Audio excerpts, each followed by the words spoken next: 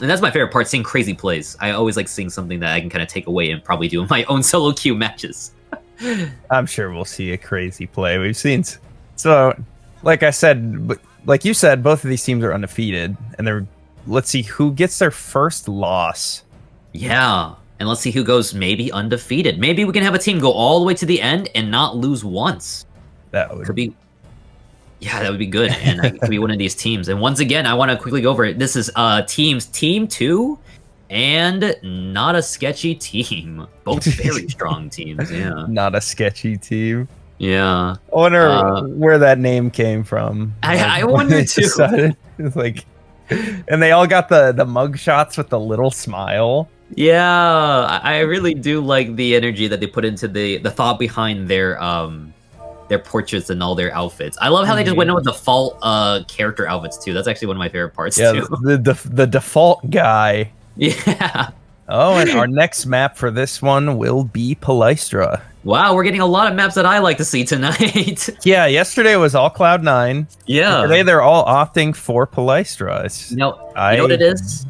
Nah.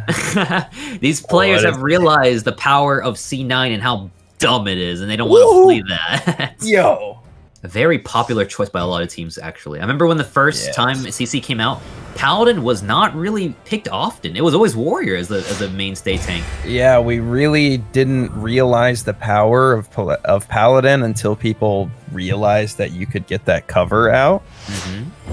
And that is a powerful skill, because as I've noticed, when you put cover on a person, they take 0 damage, and they can literally just pot right in front of you, and you can't do anything about it. Yeah, they reset. So what it does is it covers up mistakes. And you go in, you take a bunch of damage, and that damage and those abilities are gone after they got burned into guard and they got burned into the cover. So it's really like for free taking a lot of damage from the enemy team that bursted into that cover. Right. Yeah, and that's what makes Paladin so strong. And almost every team seems to be going in with a Paladin, which. Oh, look at Aura fight! Look at Aura fight! He wants out of this cage. He just wants to run right at Not a Sketchy He's Team. ready to he go. broke through the gate. Holy shit! Oh my gosh! This is why oh my god, he's going in. Broken. Yeah, he's going in. Aura fight's not messing around this time. Yeah. I think he's finna go in and explode somebody. He's ready to just fight. He left up to his name. Look at this aggression. Oh my god, they're going in. He's going in. Whoa, hey, whoa. Aura, just hang out. Oh, he's asleep. He took a siesta. He got Aqua Veil. Yeah. He's out of there. Okay, he got out. He's ready to go. The little nap helped him. So they're going hard on this Paladin here, Kaleshi. He guarded. Aura fight in his guard, in his bubble. He doesn't want to die. He doesn't want to risk anything here. Yeah, he doesn't need to risk anything because he takes 1 for 1. There goes the Sage. Unfortunate for Sara. Aura fight gets covered. And then Aura just sits there and heals up, and he's ready to go. Wow, Paladin is yeah, exactly. Oh, you're going to see so many LP teams with this Paladin to cover up all the mistakes. Beebs holy shit. Beebs is gone. Every trace of Beebs wiped off the face of this star. Doesn't exist anymore. He's gone. And speaking of gone, there goes so many more players on the side. They move right to the Paladin. They don't want to deal with that cover. You see that the Paladin is who is dying first in almost every single match that we're playing. The Paladin is just a high-value target. Even though you're a tank, you're going to be focused super hard, and you might die faster than a squishy player on the team. It looks like on the side of Team Sketchy, they're going to sit back a bit, wait a second to wait for their teammates to come in. They don't want to just jump in there just yet and get picked off. They want to go in there with a full 5v5 like how the fight started off in this game. Beam is already out of the fight already, though. Wow! Rylor is jumping in as a red mage, showing them that, hey, man, red is the new black, and you are out of here. He's gone. Aura fight, no! Okay, Aura they respond. down. They made a response there. Retaliated. They go right. Yeah. So the Phalanx does come out from Team 2. Kaleshi trying to cover his team as much as he can with the protection. Turning on to Audrey. They kill Audrey. Who do they move on to now? The Phalanx is coming up on the Paladin. Hopefully he doesn't die before that LB comes out. Oh, they kill him right before he gets LB. That is truly unfortunate. That was so close to that. He could have stayed alive a little bit longer and maybe make some winning changes. Possibly. They do have the Sage LB out here to hopefully cover up this point for a couple seconds. They don't want to let Team 2 just push it in. And Beebs is playing the gray screen simulator. He keeps going down so fast. I feel like every time I see Beebs, he's just out of the fight instantly. Yeah, they said they don't want to deal with this Black Mage. They don't want to deal with this Paladin. Focusing down the Paladin every time. A bit of paint coming out. A splash of paint from the side of... I don't even know who that was. Yeah. A painter, a Van Gogh somewhere along the line. They said it's time to paint in black, and they're walking back in right now. They're trying their best to run it through, break through the defenses of Team 2. Well, let's see what happens here. They're focusing down the Paladin on both sides. Both Paladins taking a lot of damage, and it does kill the Team 2 Paladin. So that's a 4v5. It's looking pretty good in the favor of Team Sketchy. And this is really good. We want to see these games where these matches are, you know, a little bit dragged out. We don't want to see stomps. We want to see good fights, good coordination. And speaking of good coordination, looks like Team Sketchy is coordinating their way to a win right now. They have reached the first checkpoint. They're trying to see if they can get past the 50% checkpoint mark. Going further into the enemy base with the payload. Team 2 does have the Summoner LB. They have 4 LBs coming up on the side of Team 2. This should be a winnable fight for them here. Yes. Apparently. Let's see if they mess up or not. Yeah, let's see if we don't curse them. Yeah, I'm sure they will. Okay, they kill Audrey. And they kill the Sage. Yeah. 4 LBs spent. They spent all 4 LBs at the same time. They're continuing to apply the pressure and work off of this. Aura fight going in hard. Ruthless aggression. It is. Running in. Get him, Aura fight. Wow, they got Sketchy. Oh my goodness. And all he just murdered them in cold blood. Oh man, and they get to take their little victory walk right over with the payload, the crystal. They're just, look at Aura. He's just walking right over. He's like, yep, I did this. I destroyed the enemy team. Let's go win this game. So you'll notice the difference between these two teams. On Team 2, the Paladin is hanging very far behind. It looks like they're going to leave the crystal in the center.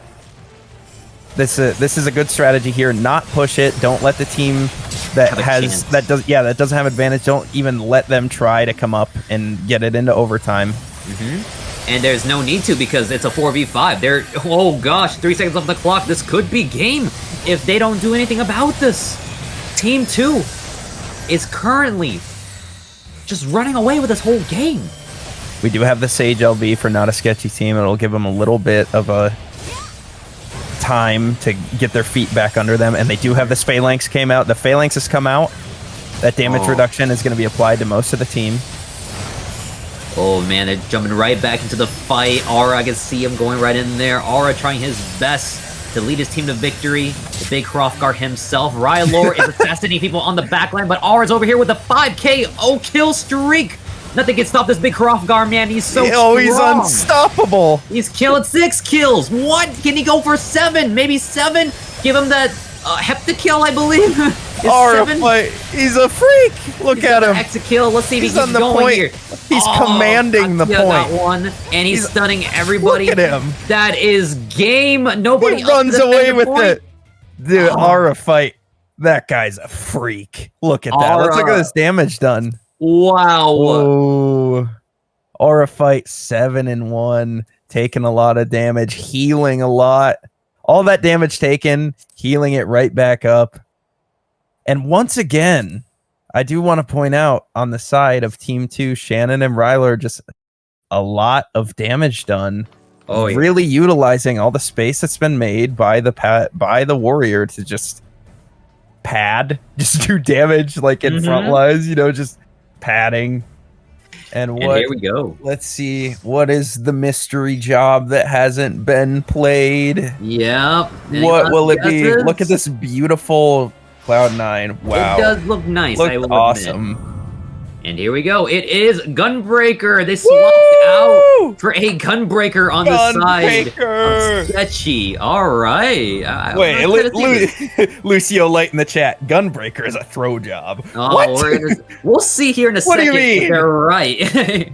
I don't think. So wait, no, I do have to say, everyone that I know who is a Gunbreaker main is unhinged. Oh yeah, if you're a Gunbreaker, you're literally secretly a tanky DPS. It's actually kind of nutty. I think maybe tied with Warrior for having the most HP pool. Is that wrong? I think Warrior's more. Yeah, Warrior's more by 2k. But Gunbreakers are pretty tanky, and they're literally a disguised DPS. It's actually kind of crazy. Yeah, they're going to be able to pick up that Nebula from the enemy tank, get that tank junction. And when you're in tank junction and you get hit while you're applying that Nebula, you end up doing damage to whoever's hitting you. So there's damage happening there. When they start that LB, the LB's scary because it comes up quick. And if you don't notice it, you explode. And they do have some squishy people over here. They do have the Summoner, and they do have this White Mage and the Red Mage. And so if they don't notice and they don't guard, they are going to die to that LB double down on from the Gunbreaker. They're having the Gunbreaker stand forward. Let's see if he can get that tank junction. I will say I'm a huge fan of DPS Gunbreaker, though. There's no other way to go in as a Gunbreaker than all the way into the enemy's base and team. And that's how you do it. That's how you're supposed to play that job, and that's... We'll see in a second how this goes, but it looks like Alv is opting for the Burst Strike Gunbreaker. Oh, they went down very fast. Never mind. Yeah, he got silenced. He didn't get to cast any of his abilities. He couldn't deal with that from the Red Mage. He got pulled in so quickly. Wow. And now they're going to turn on to this Paladin. Oh, they turned on to Audrey. Now the Paladin, they swapped over. As a residual, they killed the White Mage. The White Mage did get an LB off before they died. I don't know if it got ghosted by the server tick or what. Yeah, I wasn't able to see so much of a benefit from it. I can't talk tonight. But already 3 players went down at the very start of this map. 3-2. But either way, the Team Sketchy has to back off so far in their own base to try to claw their way back into the game. Or I do see Ava with the Gunbreaker LB. Let's see if they can get the most value out of this one in the next engage. I would say go for the people. I think now would be the best time to use it. He got silenced. He couldn't do it. He couldn't do it. He got silenced. He got silenced. Red Mage LB exploded. Oh, that's unfortunate. I thought I saw the animation go off too. He could not do anything. Yeah, there's a Dragoon LB up, picking up another kill with that LB. Oh, they're just running them down here. Not a sketchy team. Oh, the Paladin just got sent up. Guard broken. Let's see. Oh, how much damage. That's a lot of damage. Auraflight comes up and smacks him with the side of the axe and sends him directly to hell. Oh, all the way down to the 9th circle he goes. And speaking of circles, that circle's making its way to the end, landing the Team 2 in the winner's circle, getting closer to that finals, where they win so much money. Oh, enough money to take them all the way to Bobmont Quicksands for a good time, in fact. And wow. They weren't able to respond at all. No.